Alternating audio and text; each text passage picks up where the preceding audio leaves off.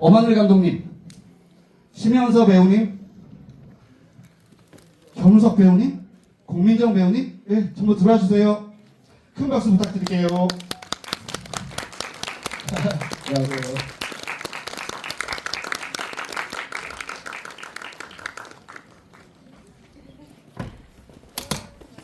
너무 잘생겼죠.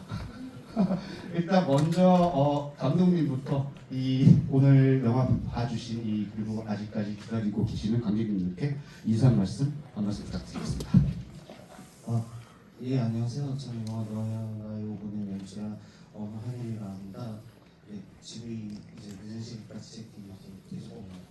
예, 누가 저 플래카드 만들어주셔서 예, 여기까지 참여해 주시면 좋을 것 같고요. 예, 그런데 재밌는 얘기 좀 많이 해보도록 노력하겠습니다. 감사합니다. 근데 여기 앞에 하늘 빛깔 엄하늘은 부모님 아니면 애인이세요? 누구신가요? 아, 팬이세요? 아, 알겠습니다. 네. 네, 안녕하세요. 저는 이름이 뭐였죠? 경환이. 네, 경환이 엄마 역할을 맡은 네, 경숙이 공민정입니다. 만나서 반갑습니다. 네, 안녕하세요. 저는 너와 나의 5분에서 재민 역할 맡은 배우 현우석입니다. 이렇게 좋은 날에 함께하게 돼서 너무 영광입니다. 너무 감사합니다. 마이크가 하나 조금 부족한 건가요? 네. 네, 안녕하세요. 너와의 5분에서 경환 역할 맡은 배우 심현서입니다.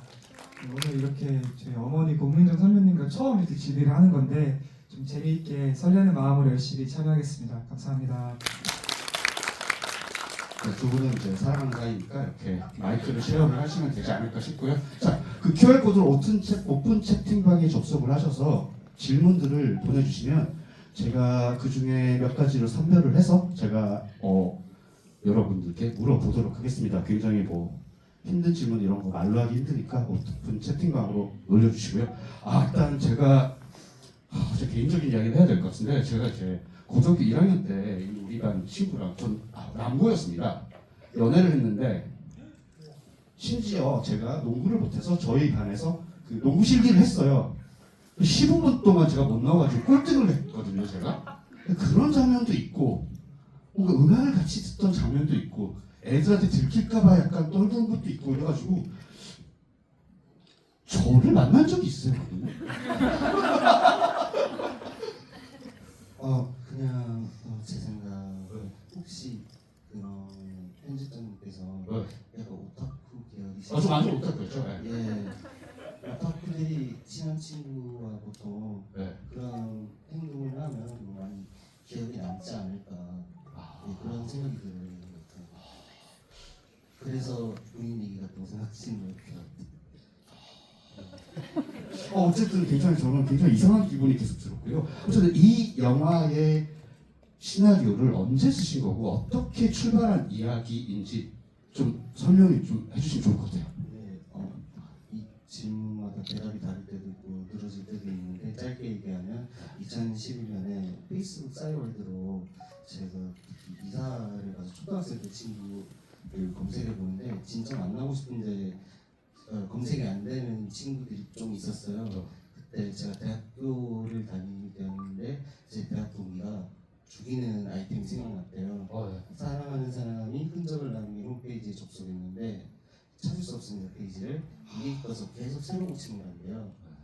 이게 듣자마자 잠깐만 이걸 이렇게 연결시키면 그래가지고 나한테 좀 양도를 해줘라. 내가 진짜 재밌게 시나리오 쓰겠다. 이 부탁을 반년 정도 했거든요. 네. 예, 그 반년 정도 하니까 약간 집에서 준 것 같긴 한데 문제는 이걸 단편을 찍으려고 실제로 2011년에 썼는데 다들 재미없어 하더라고요. 그래서 이제 2014년에 아무 생각 없이 장편시나리오 때 쓰기 시작했는데 이 아이템은 그때 이제 겨울에 일부를 썼습니다. 2014년에.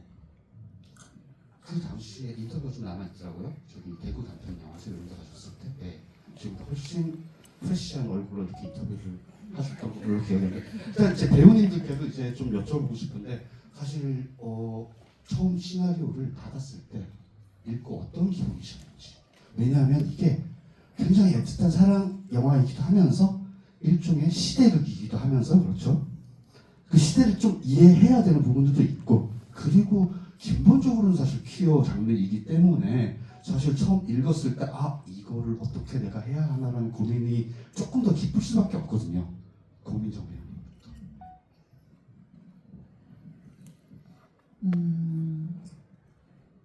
기억이 이제 촬영을 한 지 좀 됐기 때문에 그렇지만 제가 지금 생각나는 거로는 시나리오 딱 받아봤을 때 이거는 정말 감독님만의 색깔이 있는 시나리오인 것 같다. 보면서 계속 미소 띠게 됐었고 중간중간에 나오는 음악들이라든지 어떤 일본 영화 같기도 하고 엄하늘 감독 영화 같기도 하고 뭔가 뭐를 되게 미묘한 어떤 감정선들이 그리고 색깔들이 이거는 엄하늘 감독만이 찍을 수 있는 작품이 될 것 같다라는 어떤 느낌이 있었고요. 그리고 개인적으로 시대극을 되게 해보고 싶었고 그 과거에 살 수 있다는 게 되게 큰 매력이잖아요, 배우로서. 근데 정말 그 과거에 살 수 있을 만한 이제 여러 가지 분장과 미술과 뭐 소품과 이런 것들을 겪게 될 수 있는 작품이었기 때문에 그런 거에 대한 매력을 느꼈습니다.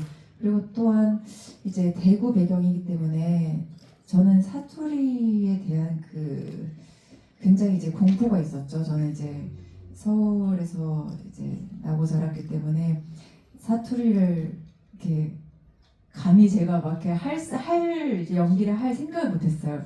이제 감독님의 지도 아래서 좀 열심히 연습을 해서 하나의 좀 저한테는 도전이 됐던 시나리오였습니다.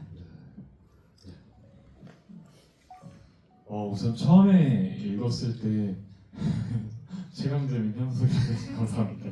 처음에 읽었을 때 기승전결이 너무나도 탄탄한 상태의 시나리오로 제가 받았었고 이렇게 재밌는 내용이 있다고 하면서 소재에 관련돼서는 저한테 전혀 어떠한 장벽이나 뭔가 좀 어려움이나 두려움 같은 건 전혀 없었고요. 우선 재민이라는 캐릭터가 너무나도 매력적이었고 그 초반에 경환이야 그렇게 밝고 좀 에너지 있게 지내는 그런 모습들이 너무 귀여웠었는데 또 후반에 갈수록 그 사건으로 인해서 재민이가 변해가는 모습도 너무나도 매력적으로 느껴졌었거든요. 그러면서 이 시나리오 안에서 경환이를 지켜주려고 하는 행동들이 제 눈에는 좀 뭔가 콕콕 보였달까요? 그래서 이 캐릭터 진짜 한번 연기해보고 싶다 싶었고 그때 시대가 제가 딱 태어난 연도의 해인데 이때를 정말 살아갈 수 있는 거는 배우로서 너무나도 영광의 순간이고 공민정 선배님과 같이 대구 사투리는 너무나도 어려웠지만 언젠가는 사투리 연기를 꼭 경험해보고 싶다라는 생각이 있었는데 감독님이랑 열심히 연습하고 열심히 준비해서 그런 좋은 첫 기억들이 있는 것 같습니다. 이때 좀 태어나셨다고요? 네, 딱 2001년 배경인데 2001년도에 태어났습니다. 네, 알겠습니다. 네. 저는 제가 좀 청개구리 같은 면모가 있는데요. 제가 경환이라는 인물 딱 처음 봤을 때 저랑 되게 다른 점이 많았어요. 일단 태어난 시대도 달랐고 저는 서울 토박인데 경환이는 완전 대구 사람이었고 또 경환이 되게 내향적인 사람인데 저 되게 외향적인 사람이거든요. 그래서 저랑 되게 반대되는 면이 많은 인물인 것 같아서 이 인물을 내가 표현했을 때 어떻게 표현할까 되게 항상 퀘스천 마크가 의문점이 들었었고요. 그러고 또 이제 저는 엔딩이 너무 좋았어요. 엔딩을 딱 처음 봤을 때 엔딩을 보니까 앞에 상황들이 다시 보이는 엔딩이더라고요. 재민이의 모습도 다시 보게 되고 그래서 이런 대본이 저한테 왔다는 게 너무 선물 같았어서 바로 그냥 하고 싶다고 했었던 것 같아요. 감독 왜 대구예요? 이때는 대구 수성구가 어디서 제가 또 들어봤나 이렇게 생각을 해봤는데 박상영 작가라고 혹시 아세요? 이 퀴어 작가. 그 양반도 대구 수성구 출신의 맨날 수성구 이야기가 나와요. 그래서 대구 수성구는 도대체 뭐 하는 동네인가 이런 걸 보면서 저는 이제 부산 출신이기 때문에 대구 사투리를 제가 파악하기가 좀 힘듭니다, 사실은. 네. 이걸 20대 초반에 아까 말씀드린 대로 쓰고 있었는데 제가 간과한 게 있더라고요. 저는 그 당시에 제 또래 친구들이 고등학생 시절에 서울말을 어떻게 썼는지 아예 모르기 때문에 대사를 쓰기 어렵더라고요. 그래서 그냥 제가 대구 수성구에 태어났으니까 그냥 수성구에서 일어나는 이야기를 하자 이렇게 생각을 해서 처음 쓰게 됐고요. 아마 뭐 수성구를 이제 선택을 하고 난 뒤에 제가 2001년 때 겪었던 뭐 수성구 분위기, 아니면 뭐 보수적이고 아무튼 딱딱한 공부에 또 집착하는 별로 좋은 기억은 아니었던 저한테는 그런 동네였어서 그런 것들이 점점 이제 이야기에 스며든 것 같아요. 선택한 계기는 되게 단순했는데 그 다음 시나리오 쓰면서 살이 좀 붙은 것 같습니다. 감독님도 오타쿠셨어요. 네, 제가 2001년인 이유도 네. 그때 투니버스 처음 보고 그 다음에 이제 인터넷에 어떻게 볼 수 있나 서칭을 했다니까 와리즈 사이트 뭐 이런 게 있어서 불법 애니메이션 용어 이런 데 시작했습니다. 저는 그 대학생 때였고 제가 고등학교 때는 이렇게 윙크 그 누구죠? 마치다 세이코. 그러니까 저는 이런 그런 사람 사람이에요.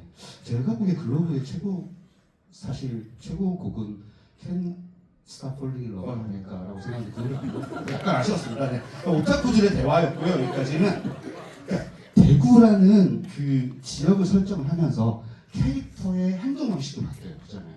서울 친구들과 대구의 아이들이 행동하는 게 굉장히 달라요. 그러니까 이를테면 화를 낼 때 10세야 막 이런 얘기를 굉장히 하는데 밑에 쪽 친구들 제가 부산 출신이니까 잘 알지만 굉장히 좀 격합니다 말이. 그런 부분도 있고 감정 표현하기도 좀 달라지기도 하고 그런 동시에 대구 사투리라는 거를 또 파악을 해서 연기를 해야 되잖아요. 그건 어떠셨어요? 그 경험은? 배우님? 예, 고문님. 일단 너무 어렵고 재밌고 왜냐면 대구 토박이 분들도 다 주장이 달라요. 아니래요 자꾸. 그리고 다 같이 똑같은 어떤 뭐 말이 있는데 누군 이렇게 얘기하고 누군 이렇게 하고 서로 싸워요. 아니라고. 둘 다 대구 분인데. 그리고 이제 우리 여러 이제 배우분들한테 배운 것도 있지만 제가 따로도 대구 내려가서 대구의 다방에 갔었어요. 그래서 가서 좀 여쭤보고 뭐 저보다 좀 언니 뭐 한 20살 언니셨는데 그분한테 이제 이것저것 그 당시에 그 시대가 맞았어가지고 이거 어떻게 말할 수 있냐 하면 또 이렇게 설명해 주시고 뭐 잘한다 뭐 계속 이렇게 얘기해 주시고 그래서 녹음도 하고 그거 계속 듣고 그리고 또 이제 대구 사는 친구들한테 이제 전화해가지고 또 물어보고 뭐 누나 이 정도면 뭐 된 거 같다 이 정도면 대구 사람이 봤을 때 욕은 안 할 수 있다 그래서 아 그래? 그럼 자신 있게 뭐 해라 그래서 기세야 기세 사투리는 해서 알았다 이러고 그렇게 좀 나름대로 연습을 했었던 것 같아요. 두 분이 너무 잘하셔서 저는 약간 경상도 출신이구나. 역시 경상도 출신이 미남이 많지라고 생각을 죄송합니다. 네, 어떠셨어요? 너무 감사합니다. 사실 저도 이제 사투리를 처음 이번에 영화 하면서 배웠었는데 이제 제가 뭔가 미디어에서 본 사투리는 되게 억양이 세고 뭐니 뭐라 하는데 이렇게 해야 하는 줄 알았어요. 근데 병환이란 인물이 사투리를 할 때 안 그럴 거라고 생각했었거든요. 되게 약간 섬세한 친구고 내향적인 친구여서 그 병환이가 할 사투리를 감독님이랑 찾으려고 되게 노력을 많이 했었고 또 제 지인분들 중에서는 아버지 친구분이 대구 분이셔가지고 저랑 대화합시다. 네네네네. 그래가지고 그분한테도 여쭤봤는데 정말 아까 선배님이 말씀하셨던 것처럼 다 다르신 것 같아요. 다 그러니까 대구 안에서도 본인들이 이제 이게 원조다라고 하는 그런 느낌이 다 좀 다르셔가지고 그래서 저도 약간 조금 혼란스럽긴 했지만 저는 저희 사랑스러운 감독님을 믿고 강한 역할에 사투리를 많이 찾으려고 노력했었습니다. 네, 앞전에 다 얘기를 해주셔갖고 사실 사투리를 하면서 연기를 하려고 하니까 되게 딱딱해지고 정말 무슨 책 읽듯이 처음에 시작했던 기억이 있는데 말씀 드렸다시피 정말 기세였던 것 같아요. 기세로다가 뭐 물론 연습하는 과정은 되게 좀 어렵기도 했었지만 기세로다가 밀어붙이고 그냥 나는 그냥 이거 내 말로 하고 있어라고 좀 네 최대한 열심히 연기하려 했었던 기억이 나는 것 같아요. 그 질문을 그대로 좀 이어가 볼게요. 몇몇 중요한 장면들이 있어요. 왜냐하면 이 영화는 대사도 굉장히 중요하지만 그 시선이 되게 중요한 것 같아요. 왜냐하면 계속 누군가는 누구를 훔쳐보고 있죠. 살짝 이렇게 보고 있어. 그리고 둘의 사이가 나빠졌을 때는 또 보는 느낌이 달라요. 그걸 카메라 감는 방식이 달라진단 말이에요. 그때부터. 그래서 그 부분에 대해서 감독 일단 먼저 가장 중요한 장면이 하나 있어요. 이렇게 처음 이렇게 전화를 받는데 얼굴이 싹 이렇게 나온 장면 있잖아요. 그게 사실 대단히 중요한 장면이에요. 왜냐하면 그게 이제 강동원 씨가 그 우산에서 나오는 것처럼 처음으로 등장을 하는 것이고 그 얼굴을 보고 바로 반해야 하는 것이고 관객들도 바로 함께 반해야 한단 말이에요. 그래서 그 장면을 처음 찍을 때 상황에 대해서 좀 여쭤보고 싶어요. 반할 수 있었어요. 형의 그런 모습들을 실제로 옆에서 보기도 했었고 또 모니터링을 하면서 봤었는데 경환이가 반할 수밖에 없는 엄청난 외모였어서 또 그 살이 미소 하잖아요. 경환이한테 계속 재민이가 계속 경환이한테 플러팅 했거든요. 초반부터. 그래서 저는 당연히 경환이는 뭐 반할 수밖에 없지 않나라는 생각으로 완전 몰입하면서 재미있게 형의 얼굴을 또 감상하고 경환이 또 마음이 그래서 간직하면서 촬영 되게 재밌게 찍었던 것 같습니다. 어떠셨어요? 이게 배우들에게 이런 장면 있잖아요. 모든 장면에서 나는 원래 잘생겼으니까 모든 장면에서 잘생기게 나오겠지만 이 장면에서는 내가 진짜 잘생겨야 한다라는 그런 장면이 가끔 있어요. 그죠? 아 대본 사투리 못한 것보다 지금 이 얘기로 욕을 더 많이 먹을 것 같아요. 제가 강동원 선배님을 너무 워너비로서 좋아하는 선배님이라서 그렇게 그냥 등장 씬을 조금 이렇게 해서 얘기해 주셔서 너무 감사하고 네, 제 손에 갑자기 막 땀이 나기 시작했는데 근데 그때 찍었을 때 기억을 해보자면 거의 초반 분량에서 찍었던 것 같아요. 초반 분량에서 되게 이제 시작이다 열심히 찍어야지 잘 찍어야지 막 이렇게 하고 있는데 그 장면이 아마 테이크가 좀 많이 갔었던 걸로 기억해요. 저 10몇 테이크 넘어갔었던 걸로 기억 16테이크라고 하시는데 이제 하면 할수록 이제 조금씩 내가 잘 못하고 있나? 아니면 좀 뭔가 문제가 있나? 아니면 내 얼굴이 문제인가? 이렇게 네, 그냥 속으로 생각하면서 그럼에도 잘 담아주셔갖고 이렇게 네, 잘 나온 장면이지 않을까 하고 사실은 저도 만족하는 장면인 것 같아요. 얼굴은 문제가 전혀 없어요. 모든 실수는 감독님이 하시는 거예요. 저게 감독님 좀 이제 시선에 대해서 제가 말씀을 드렸는데 그 끊임없이 카메라로 이럴 때는 좀 떨리는 느낌을 보여줘야겠다 이런 방식의 약간 접근 같은 것들이 있는 것 같더라고요. 그래서 그 부분에서 좀 이야기를 좀 해주시면 좋겠네요. 엄청 말씀하신 것처럼 거대한 그리고 깊이 있는 의도는 사실 없고요. 그냥 단순하게 그런 건 있었어요. 경환이를 바라보는 시점샷을 저희 영화가 한 번도 찍은 적이 없거든요. 대신에 경환이가 보는 재민이 시점샷이 많이 나와서 사실 둘이 대화를 할 때 OS를 할 때 재민이가 앞모습이 보이고 경환이가 걸리는 그런 컷을 없어요. 다시 보면은 그 의도 중 하나는 어쨌든 경환 시점에서 전개된 이야기가 제가 그걸 하고 싶어서도 있었고요. 그리고 결국에 재민의 본심을 제가 대놓고 뭔가 디테일하게 설명하려고 하고 싶진 않았고요. 대신에 약간 뭐랄까 떡밥 같은 것들을 좀 약간씩 넣으면서 이걸 누가 나중에 결말에 갔을 때 혹시나 이상하게 생각했던 왜 그랬을까 생각했던 분들이 그때 이제 영화를 좀 인상 깊게 봤으면 그런 의도에서 아마 제가 시선을 찍을 때는 그렇게 찍었고요. 다만 한 가지 어려운 점은 좁은 공간들 있잖아요. 버스 안 이런 곳에서 경환이 온전 시점이라기 애매한 앵글이 나올 때도 있는데 이거는 다음 영화에서 꼭 보완을 해서 좋은 영화를 만들고 싶습니다. 다음 소프? 네, 죄송합니다. 소프는 아닌 것 같습니다. 네. 이 영화를 보면 사실 캐릭터들이 뭔가를 감정을 좀 감추고 있어요, 다들 그죠? 그래서 영화를 보면서 감독님이 이제 한 번 더 보라고 말씀하셨는데 굉장히 좋은 말이에요. 한 번 더 보세요, 여러분. 네, 공부도 잘 해주시고요. 근데 얘가 얘를 좋아하는 걸까? 사실 얘도 혹시 얘를 좋아하고 있었던 걸까? 엄마는 어디까지 아는 걸까? 엄마는 다 알거든요. 저희 어머니 다 알고 계셨더라고요. 그런 캐릭터들이 도대체 사실은 어떤 생각을 가지고 있을까를 염두에 두면서 연기를 한번 했었어야 됐을 것 같은데 어떠셨어요? 고민정 형님 알고 있었는지. 네. 어떤 엄마는 알고 있었다고 생각을 했고, 우리 아이는 특별하다고 생각을 했던 것 같아요. 근데 저는 내 아들이 뭐가 어떻게 됐든 행복하길 바랬던 엄마고, 그 당시에 그래도 남들보다 좀 깨어 있었던 엄마였던 것 같아요. 그러니까 20살이 정말 애기였을 때 낳은 이제 결혼해서 애 낳고 이제 악착같이 어떻게든 먹여 살리고 그 삶의 무게를 다 짊어지고, 저도 지금 아이를 막 키우고 있는데 진짜 보통 일이 아닌데 이제 그 생각이 또 마침 들었어요.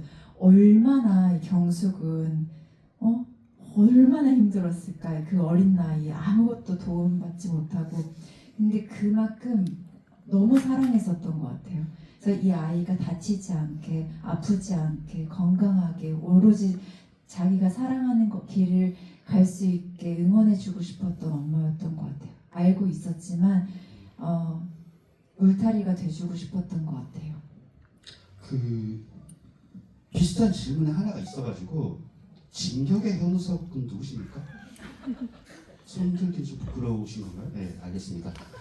엄하늘 감독님과 심현서 배우님에 대한 질문인데 공민정 배우와 심현서 배우가 함께한 장면 중에서 가장 재미있는 장면은 일본 애니를 보면서 울다가 화장지를 많이 쓰는 장면에서 간식을 주러 오다가 오해하는 장면이 나오는데 이 장면에서 심현서 배우가 오해를 풀기 위해 적극적으로 노력하지 않은 이유가 뭘까요?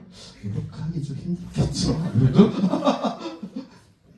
보통 아들들이라면 굳이 막 애써 해명을 해도 더 이상할 것 같고, 또 경환이 성격이 막 엄마 이거 아니었어 이렇게 막 할 성격은 아니라고 생각했어요. 그냥 무던하게 조금 부끄럽고 오해한 것 같지만 그냥 웃으면서 넘길 수 있는 의외로 좀 쿨한 인물이라고 생각을 해서, 그래서 막 굳이 자세하게 해석이래 좀 이렇게 다 잡으려고 하지 않았나 경환이는. 네, 그렇게 생각했습니다. 알겠습니다.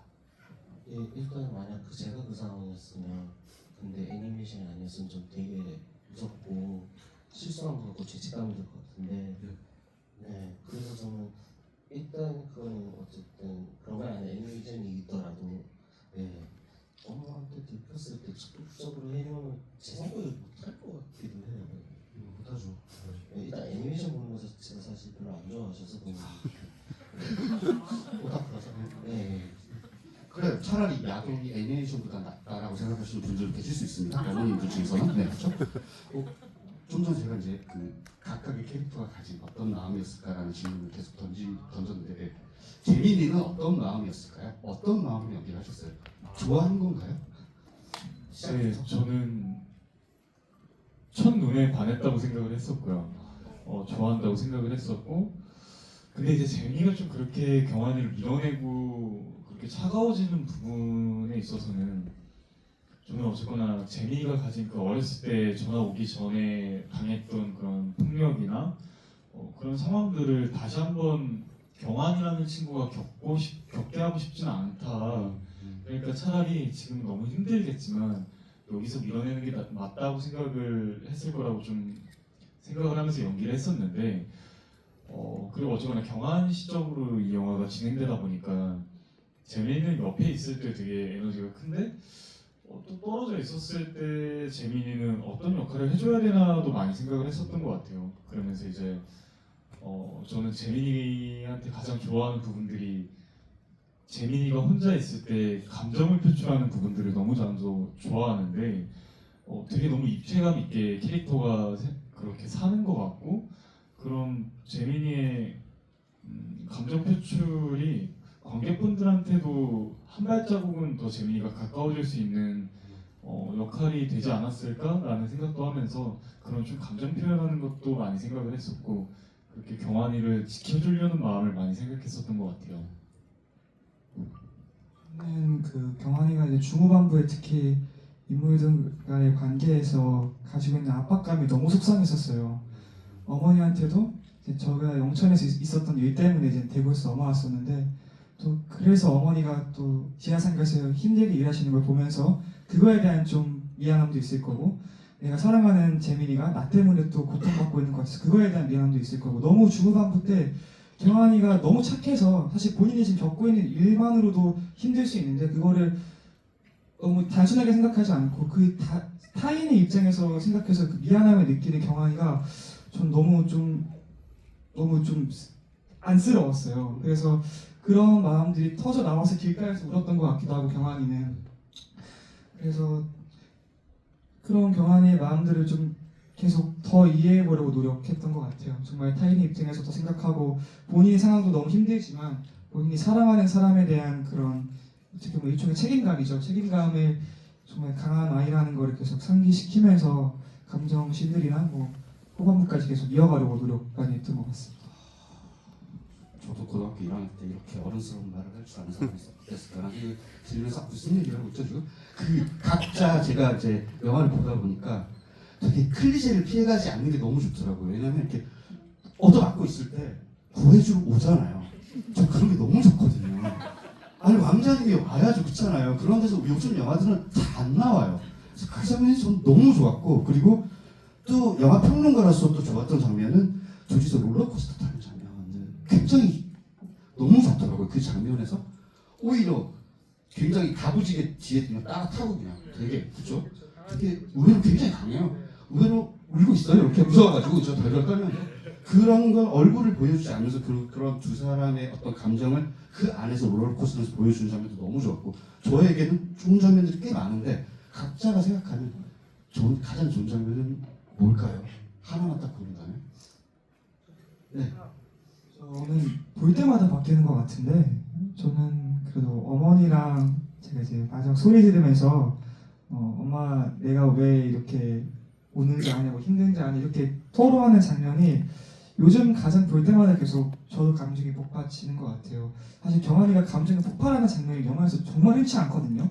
경환이라는 사람도 그렇게 감정이 폭이 많은 사람도 아니고 근데 그거를 얼마나 힘들었으면 어머니 앞에서 그 털어놓을까까지 감정까지 갔을까를 생각하니까 저도 너무 힘들더라고요. 경환이가 어떻게 여기까지 와서 이렇게 말을 했을까 오죽하면 이라는 생각을 많이 했어서 좀 저도 촬영하면서 경환이 감정에 대해서 많이 힘들었었고 또 장면이 또 선배님 덕분에 너무 경환이 감정이 잘 담아낸 것 같아서 볼 때마다 가장 저도 울컥하는 좋아하는 장면 중에 하나라고 생각해요. 저는 이제 버스 안에서 지나가서 그 운동장에서 멀어지게 되는 그 장면이 있잖아요. 그 농구장에서 이제 너 이거 다른 사람한테 말한 적 있냐 막 이러면서 멀어지는 장면이 사실은 뭔가 이렇게 더 타이틀로 커트도 갈 수도 있는 장면이고 그런데도 뭔가 이렇게 한 번에 쭉 이어지는 그런 커트로다가 그 둘의 감정이 너무 잘 보이게 그 옆모습인데도 불구하고 그런 좀 뭔가 아픔과 그런 좀 당황스러움과 그러면서 그런 여러 가지 감정들이 교차하는 그 씬이 너무 좋더라고요. 그래서 이게 되게 가슴은 아픈 씬이지만 너무나도 좀 예쁘게 나온 장면인 것 같아서 되게 그 씬이 되게 공감도 많이 되고 하는 것 같아요. 네. 네, 지금 그 본지 되게 오래돼서 복귀를 하고 있었는데 사실 오늘 너무 보고 싶었는데 저도 이제 애를 재우고 나와야 되기 때문에 얘가 지금 한 살이 안 됐죠? 네? 아직? 한 살이 안 됐나요? 네, 지금 10개월이어가지고 축하의 박수를 한번. 네. 그래서 계속 복귀를 했는데 어렴풋이 이제 기억나는 이제 장면들이 있는데 근데 제가 이제 연기했던 이제 경숙 입장으로 봤을 때는 그 침대에 누워가지고 아들이랑 대화를 했던 그 기억이 있어요. 내가 너를 이렇게 보듬어주는 그런 내용으로 얘기를 했었던 것 같은데 응원, 뭐 사랑, 뭐 아무튼 그런 내용이었어요. 근데 그때 제 감정이 아직 남아 있는 걸 보면 좀 되게 애틋했었거든요. 그때 제 마음이 그 장면이 기억에 남고 둘이 이렇게 이어폰 끊고 가는 어떤 장면이 기억나는데 그때 되게 예뻤던 이미지로 제가 기억이 남아 있어요. 아 근데 되게 많네요. 짜장면 먹고 막 이제 뭐 형이랑 오빠랑 얘기하는 장면, 트럭 타고 이사 가는 장면, 되게 시나리오 봤을 때도 그 장면들이 되게 예뻤는데 지금도 지금 잔상이 막 이렇게 지나가는데 여러 막 기억들이 있네요. 네. 네, 감독님. 네. 방금 아까 저희도 말씀하셨지만 이 영화가 되게 뻔뻔한 영화예요. 엄청 뻔뻔해요. 네, 클리셰를 마구마구 쏘아대는데 그래서 저는 딱 이 한 장면에서 이제 공감을 이제 관객분들이 느끼지 못하면 안 되겠다는 걱정을 했는데 그 장면이 맨 처음 운동장에서 자기 과거를 말하면서 다른 아이들한테 말한 적 없다고 이제 재민이 경환한테 말하는 장면이에요.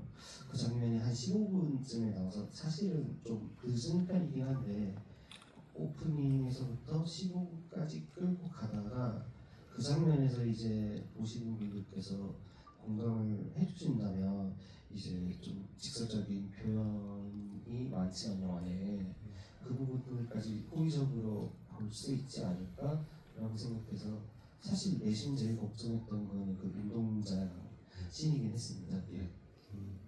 저는 캐릭터들도 약간 클리셰 캐릭터들이 너무 좋았어요. 새엄마 너무 90년대 드라마에 나오고 그 드라마 같거든요 진짜로. 네.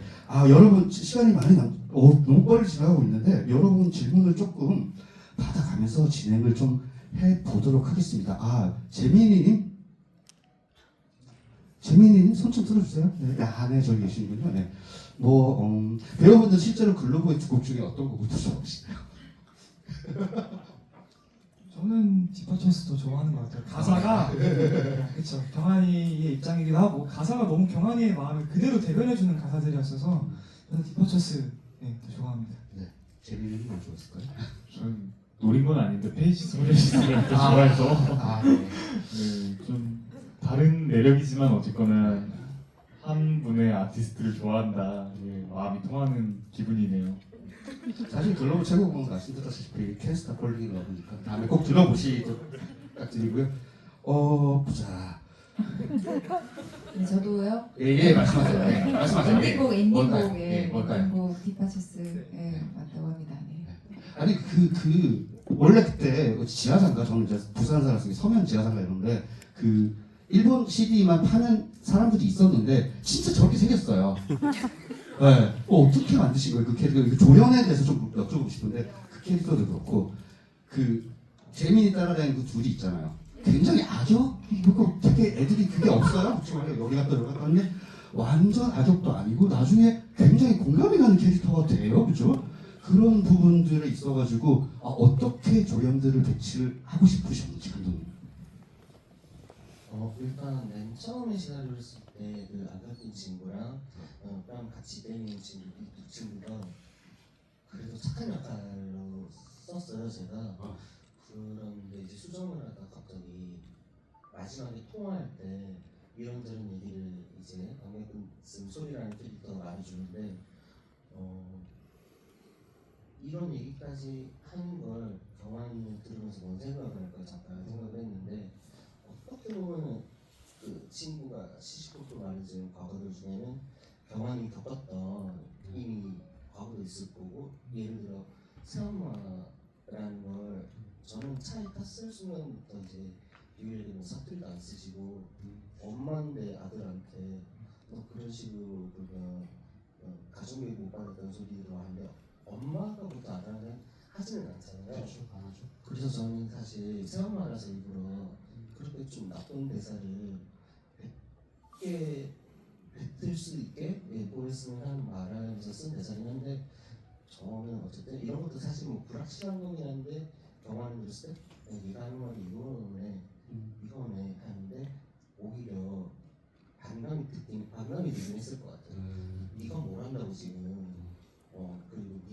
진심으로 걱정해주냐? 예, 이런 마음에서 대사를 하는데 한마디로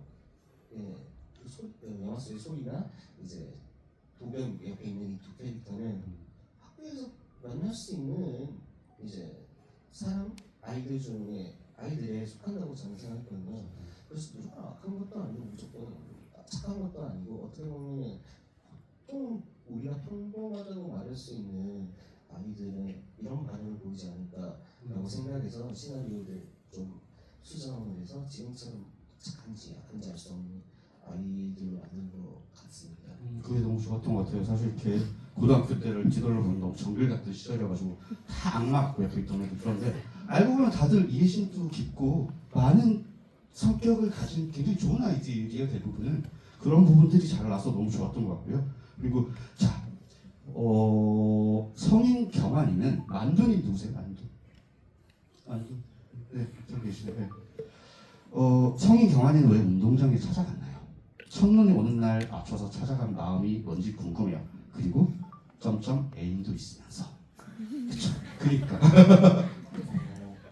그 부분 같은 경우에는 일단 애인한테 자기가 작살했던 남자 얘기까지 한번 봐서 경환이도 약간 미안함을 못 느끼는 것 같긴 했어요. 지금 현재.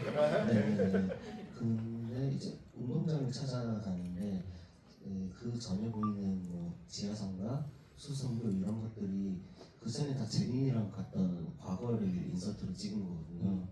그런 인서트가 나오다가 학교에 정치하는 건 학교에서 이 기억이 저는 많았기 때문에 마지막으로 혹시나 하는 마음으로 갔다는 생각을 했었고요.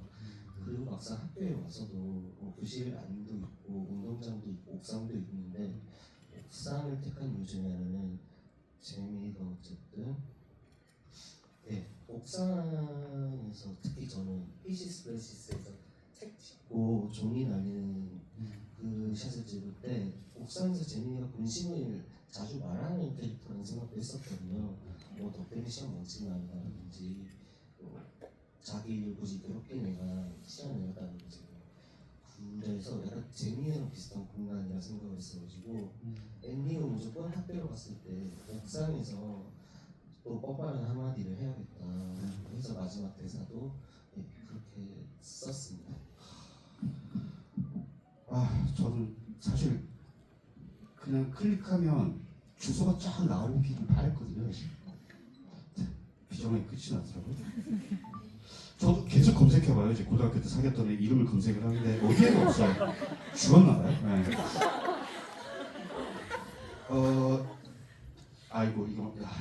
네. 심현서, 선성, 러블리 현서 누구세요? 러블리 현서? 네, 저기 계십니다. 네. 이런 거 눈을 한번 맞추셔야 돼요. 상대방의 대사 중 가장 기억에 남는 대사가 뭔지 궁금합니다. 항상 말씀드리는 것 같은데 가장 좀 인상 깊은 여러분들도 딱 기억에 남는 대사실 것 같아요. 니라서가 그냥 재민이가 경환이한테 할 수 있는 가장 압축적인 말이었다 생각하거든요. 그냥 너여서 다 좋고 너여서 내가 좀 다 견디는 거야라고 해서 저는 니라서 하는 대사가 가장 좋았습니다. 네.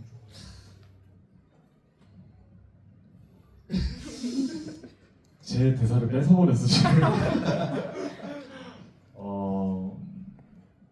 그래서 저는 경환이가 용기 있는 순간들을 너무 좋아했어요. 그래서 되게 정말 궁금해서 물어보는 것들이 있잖아요. 너 왜 나한테 잘해주냐? 아니면 뭐 왜 나 농구 가르쳐주냐? 이런 것들을 사실 친구 사이 내지는 좋아하면 조금은 더 이렇게 좀 돌려서 얘기를 하거나 조금은 더 이렇게 할 텐데 경환이 정말 용기 있는 친구인 것 같아서 그런 경환이가 물어봤던 그런 순간들의 대사들을 좋아하는 것 같아요. 두 분은 가장 감독님 내가 이 대사를 정말 잘 쓴 것 같아라고 생각하는 대사 있으신가요? 간첩이랑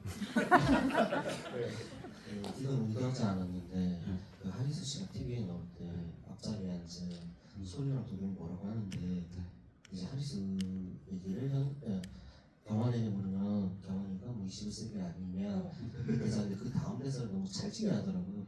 그치 뭐 개소리고 근데 사람들이 그거 보고 웃는 걸 보면서 네. 배우 덕분에 이 대사가 살았다 그래서 두 가지가 생각났습니다. 저 간첩 대사 너무 좋았어요. 그 당시에 가장 무서운 게 간첩이거든요, 여러분. 네. 또한 마마 간첩 뭐 이런 게 제일 무섭고요. 이 질문은 저도 던져보고 싶었는데 현우석 붉은 네오님 누구세요? 붉은 네오님. 네 여기 계십니다. 붉은 네오님. 네. 그 현우석 배우님은 재민이는 2001년 이후에는 어떻게 지냈을 거라고 생각하나요? 이 질문을 좀 많이 받아갖고 이렇게 생각을 좀 많이 해봤는데 저는 어쨌거나 솔직하게 이제 뭐 얘기를 하고 자신이 좋아하는 것들을 했을 거라고 생각을 많이 했었어요. 그래서 그냥 뭐 경환이가 재민이를 찾아올 수는 없지만 재민이도 어딘가에서는 뭐 남자친구도 애인도 생기고 그러면서 새엄마와는 좀 많이 멀어졌을 것 같고 좀 뭐랄까 평범하달까요? 일반적이라고 할까요? 그런 거랑 좀 다르다고 하는 것도 좀 웃긴데 그냥 아무튼 자신이 좋아하는 일을 하면서 자신이 좋아하는 사람과 자신이 좋아하는 것들을 했을 것 같아요. 그래서 근데 또 감독님이랑 또 의견이 다르더라고요. 경환이 완전히 있고, 네 그죠. 네. 경환이는 어쨌든, 네, 뭐 네. 감독님 또 어떤 생각을 가지고 계셨어요? 재민이요. 네. 그냥 경환이처럼 잘 살았으면 좋겠다. 새로운 애들 만나고 네. 그리고 그렇게 행복하게 살고 있어서 페이지를 갱신하지 않아서 찾을 수 없는 많이 바뀌고 있죠 지금.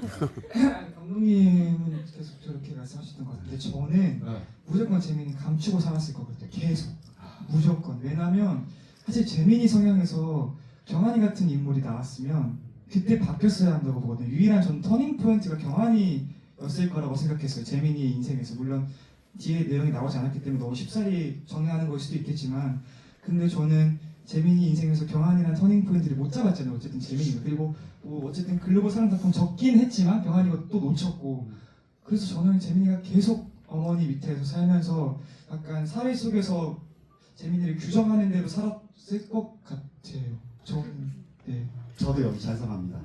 감사합니다. 네, 왜냐하면 제가 옛날에 어릴 때 사귀었던 그 친구가 그냥 머리 까져갖고 여자랑 결혼해서 애 3명 키우면서 되게 힘들게 살고 있었으면 좋겠어요, 저는 그냥. 네, 그렇습니다. 우주에 대한 바람을 무슨 얘기를 하는 거야 지금? 네. 자, 그 질문들이 굉장히 많이 지금 올라오고 있는데 이 질문 골라볼까요? 이렇게? 뭐. 초등학생 같을 수도 있는. 네, 뭐 할까요? 슬램덩크짱 님께서 누구세요? 그냥 너무 네. 좀 어린 질문일 수도 있겠지만 네. 재민이랑 경환이 둘이 실제로 농구 대결하면 누가 이길까요? 제가 이깁니다. 네, 제가 이깁니다. 네, 그럴 것 같아. 네, 제가 이겼고요. 맞아요. 네, 제가 이겼습니다. 이거 그냥 알아보죠.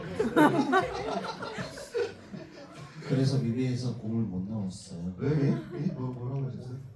그 페이시스 플레이스스 장면에서 공이 빗나갔습니다. 빗나갔어요.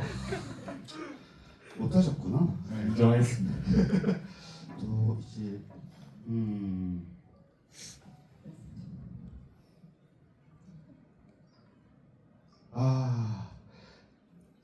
지금 시점에서 경환이 최고 누구세요?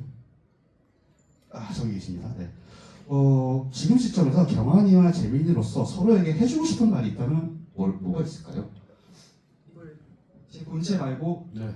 경환이가 재민이로서 하는 거죠. 재민이. 행복하게 살아라고 말해주고 싶은데요. 경환이가 너무 어쨌든 한 중반부터 재민이가 너무 힘들고 본인이 억압하고 살고 있다는 걸 알잖아요. 경환이가. 그래서 물론 경환이 하고 싶은 말이 소면에 많을 것 같아요. 너 왜 그때 나한테 왜 그랬어? 이렇게 말할 수는 있겠지만 경환이라면 가장 처음으로 할 말은 그냥 행복하게 너가 살았으면 좋겠어라는 말을 하지 않을까라고 생각합니다.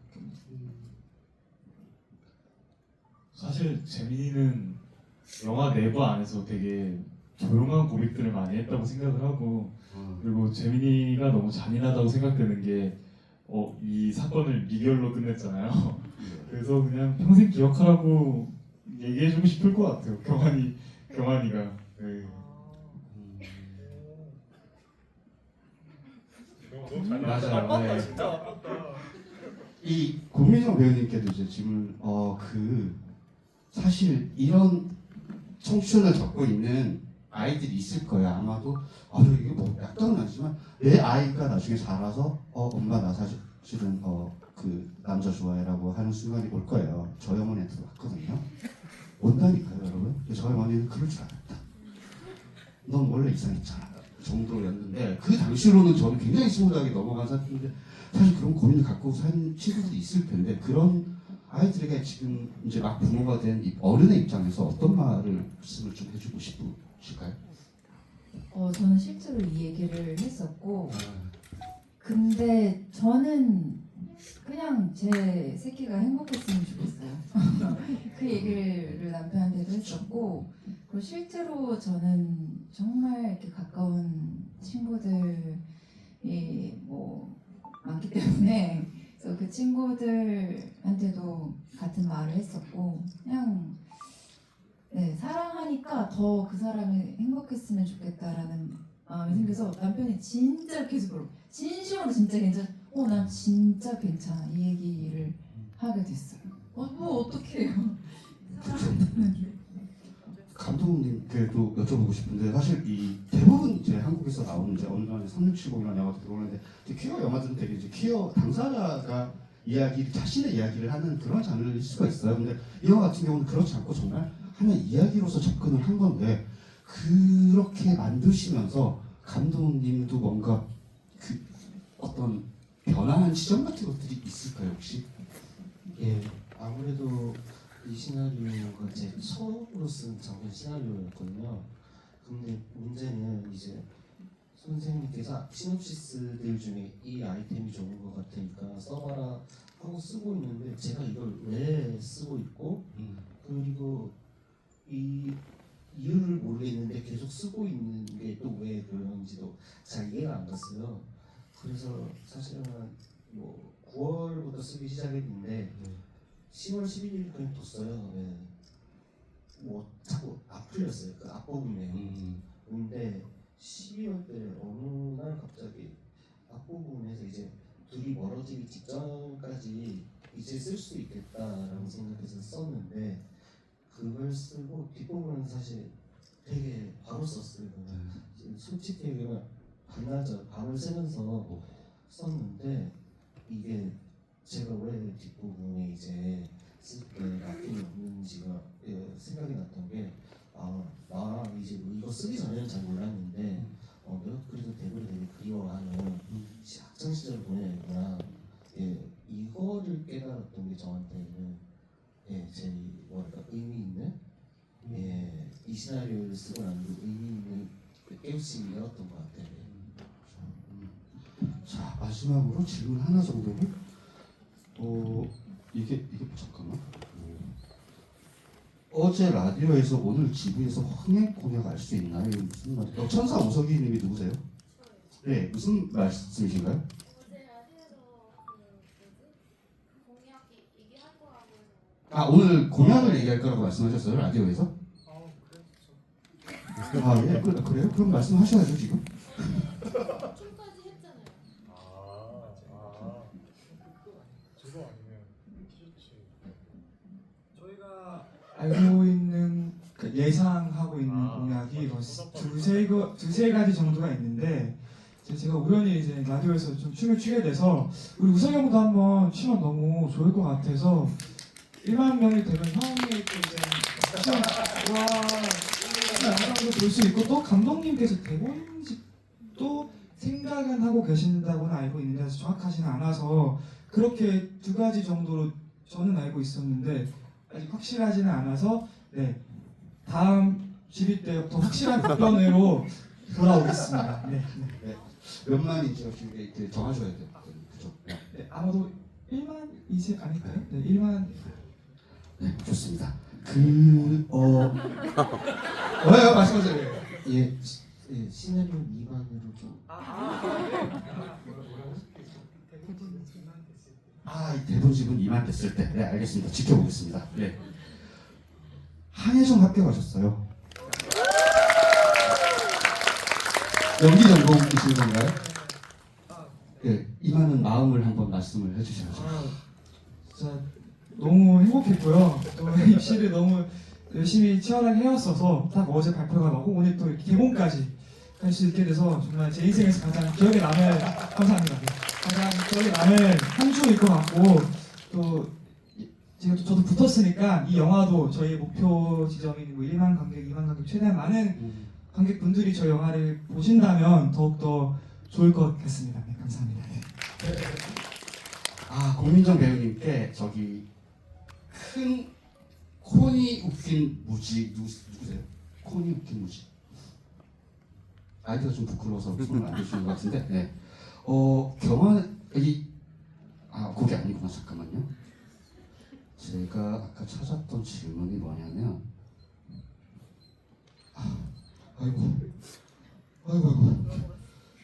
질문들이 너무 많아가지고 감독님 이거 근데 일본 노래 저작권 어떻게 해결을 하셨어요? 이 저작권 굉장히 비쌀 텐데 이게?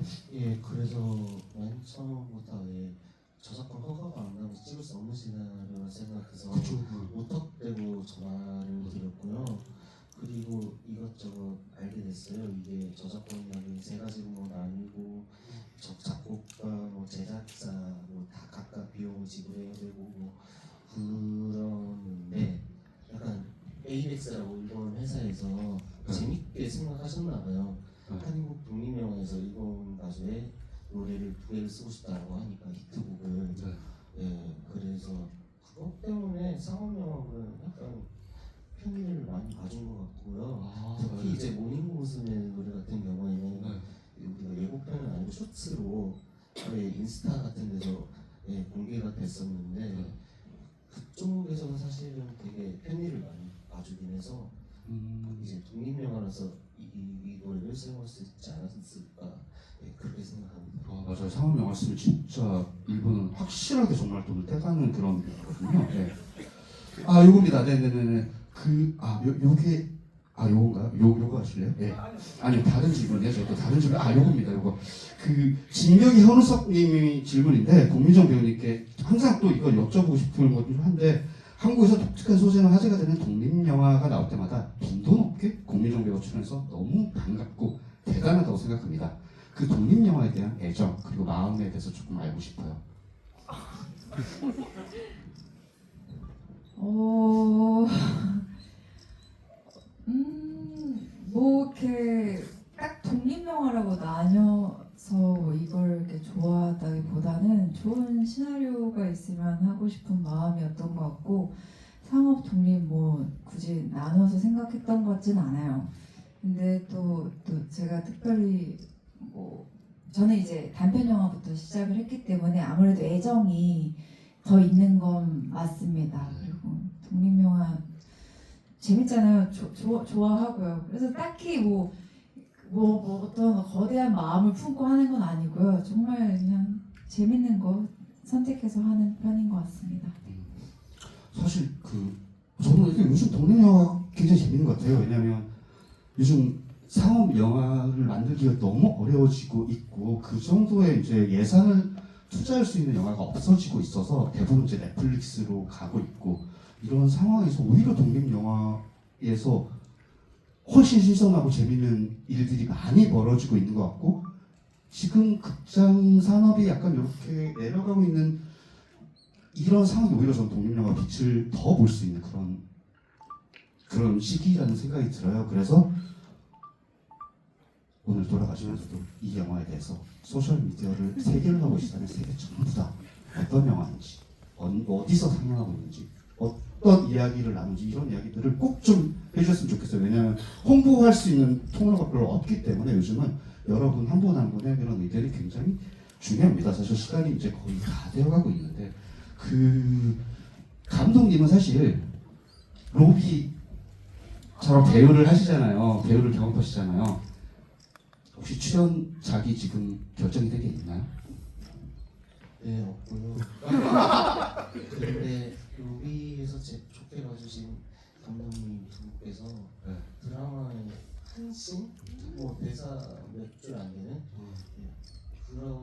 경험을 부담해봤습니다. 알겠습니다.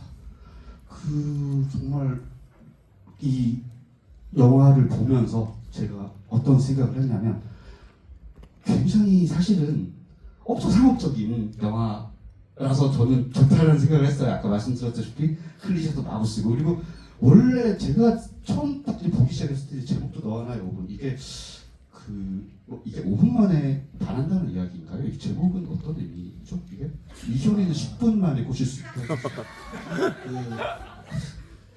영화 크레딧이 올라갈 때 이제 뭐 정확하게는 4분 50초긴 한데 이제 재미 여기 기대고 영화는 청각을 보는데 이 장면이 앞부분에 등장을 하는데 미라서 그 대사 있음에 경환이한테 소중했던 시간은 5분짜리 노래라기보다는 그 5분을 같이 들었던 좋아하는 노래가 옆에 있고 자기는 밤풍경 대구의 밤풍경을 밤보는 그 순간 5분이 중요하다고 생각을 해서 제가 의도했던 너와 나의 5분은 이제 버스 안에서 경환이가 느꼈던 감정, 봤던 것들 이라고 생각했습니다.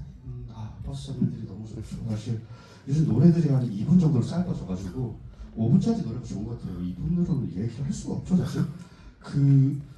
어쨌든 이 영화를 보면서 사실은 이제 제가 보기에는 이제 이 영화의 중반 정도까지 이야기가 사실 끝까지 갈 거라고 생각을 했어요. 근데 그 뒤로 이야기가 사실은 굉장히 빠르게 진행이 됩니다. 그 부분들이 굉장히 마음에 들었어요. 그래서 그 영화의 페이지에 대해서는 어떻게 가야겠다라고 처음부터 생각을 하신 것들이 있었나요?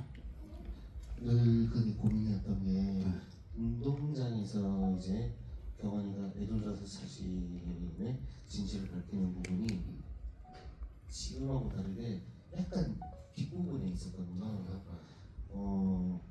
그래서 일단 제가 한번 앞부분에 두 사람 사이 서사를 약간씩 줄이긴 했어요. 이게 좀 뭐랄까 아슬아슬 할 수 있는 여기 입이 아니고 그 다음에 괴롭히는 장면 이런 것들에서 그래서 둘이 되게 뭔가 친밀한 관계로 점점 가까워지는 걸 의도하다 보니까 약간 뻔뻔한 클리셰들을 많이 넣은 것 같긴 한데 일단 제가 그런 클리셰들을 좋아해서 이제 그런 영화를 만들고 싶어서 넣은 것도 있고요.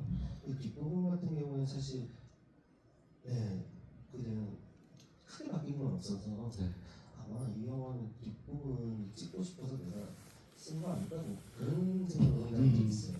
맞습니다. 그럴 것 같아요. 그 뻔뻔한 부분들에 대해서 어떻게 생각하세요? 연기. 저는 너무 좋았고요. 그리고 저도 워낙 드라마나 영화 보는 거 너무 좋아해서 되게 술술 잘 읽혔었고 또 중간부 되게 페이스 빠르다고 말씀해 저는 그게 너무 좋았어요. 계속 끊임없이 경환이에게 시련이 닥치고 그걸 극복해 나가는 과정이 너무나 빠르게 진행되는데 그 부분이 너무 저한테는 관객으로서 볼 때도 너무 좋았고 배우로서 할 때는 좀 감정적으로 힘들긴 했지만 결과물을 보니까 확실히 더 경환이라는 인물에 더 빨리 더 잘 몰입할 수 있는 속도였던 것 같아서 아주 적절했다고 감히 생각했습니다.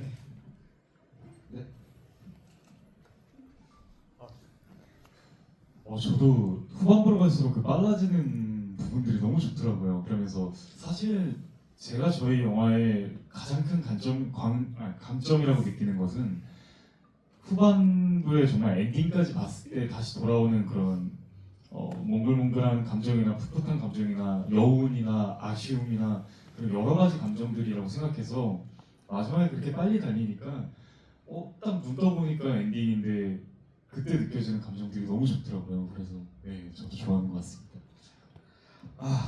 이제 시간이 여러분들 이제 막차 타고 가셔야죠. 이제 시간이 이미 넘어서고 있는데 마지막으로 이제 오늘 모여서 이렇게 영화 봐주시고 이야기 들어주신 관객 여러분께 못했던 말 마지막 인사 말씀 부탁드리겠습니다. 감독님부터.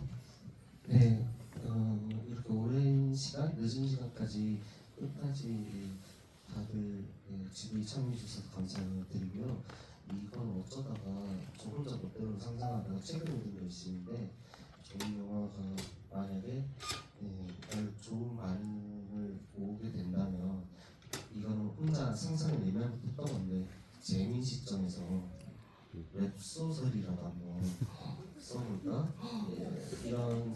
하긴 했었고 가끔 요새 말하고 있는데 많이 사랑해 주시면 열심히 쓰겠습니다.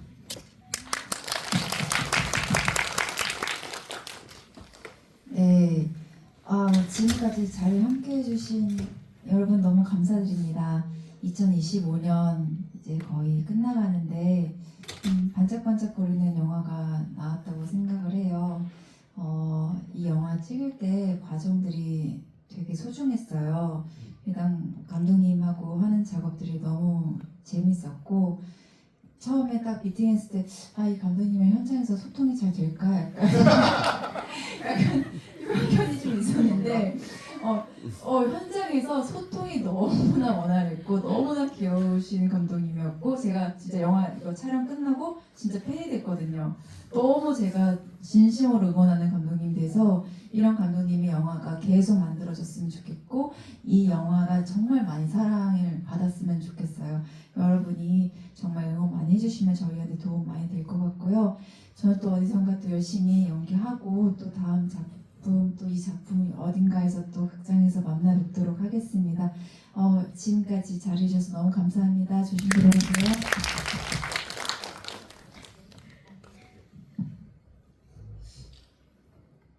너무 제가 눈이 좀 많이 안 좋아졌나 봐요. 이렇게 관객분들을 한 분 한 분 이렇게 얼굴을 살펴보고 있는데 멀리까지 해서 정확한 표정은 안 보이지만 이 현장 안이 너무나도 훈훈한 것 같아요. 다들 흐뭇하게 미소 지으면서 이렇게 같이 즐겨주시는 것 같고 영화 좋게 봐주신 것 같아서 이 자리 계속 계셔주는 것 같고 좀 되게 너무나도 따뜻한 마음이 드는데요. 이렇게 개봉날 너무나도 좋은 스타트하게 해주셔서 너무 감사드리고 요즘 날씨 많이 추운데 옷 따뜻하게 입으시고 저희 영화 N차 관람 해달라고 부탁을 드리고 싶은데 사실은 조금은 욕심이라는 생각도 들어서 오늘 재밌게 봐주셨으면 이제 조금이라도 홍보 부탁드리고 좋은 댓글들 부탁드리겠습니다. 너무너무 감사합니다. 일만 가야 하니까 무조건 가셔야 됩니다. 오늘 와주셔서 너무 감사드리고요. 평일날 이렇게 늦은 시간까지 있는 게 정말 쉽지 않으셨을 텐데 저희 영화 너무 끝까지 이렇게 응원해 주셔서 너무 감사드리고 저도 이제 관객으로서 내일 또 잠실에 가서도 이 영화 다시 보고 또 많은 N차 관람을 할 거기 때문에 여러분들도 저희 영화 계속 다시 보면 볼수록 새로운 게 보이는 영화여서요. 꼭 많이 봐주시고 입소문도 많이 내주시면 정말 너무나 감사드릴 것 같습니다. 감사합니다.